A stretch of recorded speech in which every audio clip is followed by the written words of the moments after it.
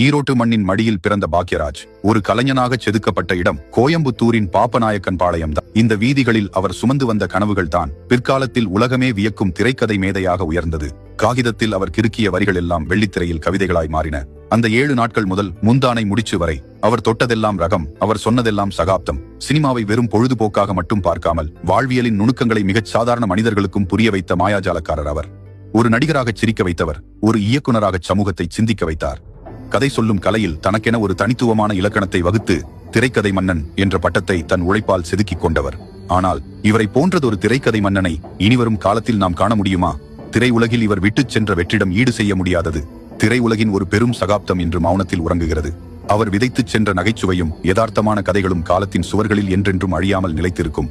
இனிவரும் காலங்களில் இவரை போன்றதொரு திரைக்கதை மேதையை மீண்டும் காண்பது அரிது. இந்திய திரையுலகின் ஒரு பெரும் வரலாற்றை கனத்த இதயத்தோடு வழியனுப்புகிறோம். நீ போற வழி தெங்கிழக்கோ, தெங்கிழக்கு வாசமல்லி என்ன தேடி வர தூது சொல்லு.